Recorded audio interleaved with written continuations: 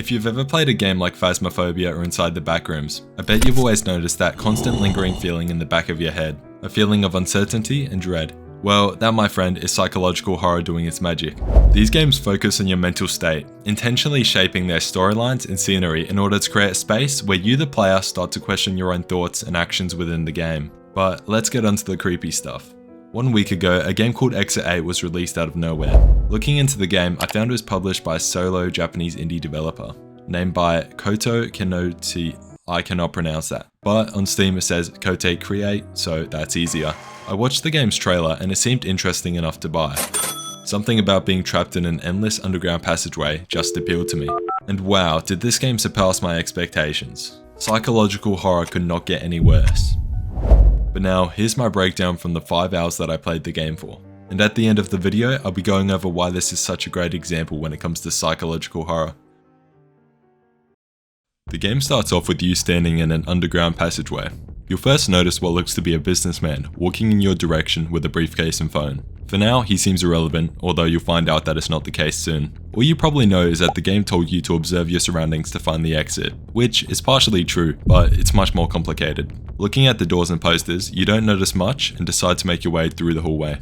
On your first left, you'll see a sign saying, "Keep left." So, probably do that, I guess. Though, shortly after you run into a sign with a large exit number at the top with some stop signs below. You continue on and find the same passageway with the same man you previously walked past. Trying to notice a difference in your surroundings, you grow quite cautious. You start to stop walking as much as you want to notice anything different. Though, a new sign appears next to the exit number sign, giving you a basic breakdown on the do's and don'ts, telling you to look for any anomalies, and if there are, turn around, and if not, continue onwards. And this will get you to the exit presumably. Nothing in the next tool seems strange, so you continue on, and you may not notice but the exit number changed to 1.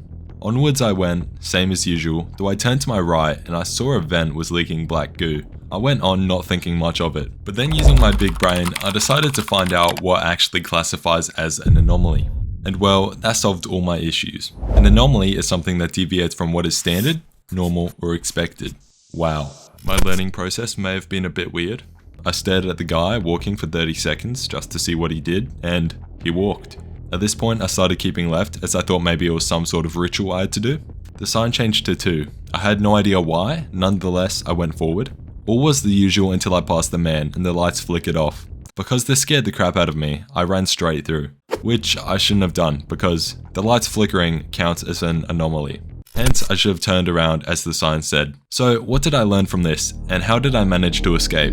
Well, I spent about 2 hours looking for differences in between the passageways I was going through, slowly but surely realizing that whether or not there was an anomaly in the passageway would dictate whether I continued or went backwards, with each correct distinction putting the station number 1 higher.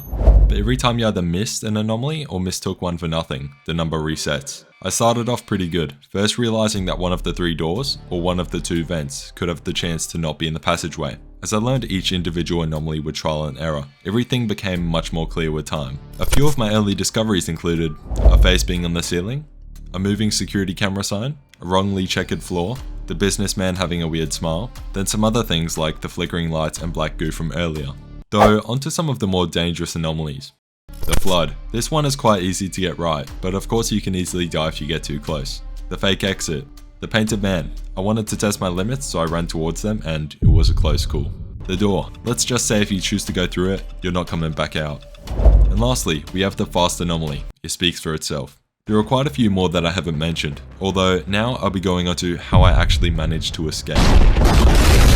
Loading into the game, I knew what I had to do. Walking into the first passageway, I saw on the left wall that the posters were not the same, instead all duplicates. Running backwards, the sign's number changed to 1. In the next hallway, I saw nothing out of the ordinary and went on. The sign's number changed to 2. The lights flickered, so this time I instantly knew to go backwards. 3. Checking every corner, I couldn't see a thing from in this new passageway, so I prayed that I didn't miss anything. And keep in mind, I only knew about 10 of the anomalies at this point. Everything was normal until I looked at the posters. I couldn't tell if my eyes were done for, or if it was an anomaly, though luckily I wasn't going crazy. Exit 5. I was looking really hard to find small details, but then I just looked down and realized it wasn't that deep. 6. Again, I was looking really hard, but then the man was smiling. 7. No smoking signs all over the place. 8. I was looking everywhere but couldn't find a thing. Hoping I didn't miss any anomalies, I turned the corner and a staircase. Walking towards it, the real exit 8 sign shined into my face. And then the screen goes white and credits appear. Also, if you found all of the anomalies, you get a permanent hallmark at the start of each new passageway. Now, what's actually so great about the game? Well, everything. That's related to psychological horror, of course. The developers made nearly every single object or thing you see in the game have purpose, as well as every sound you hear.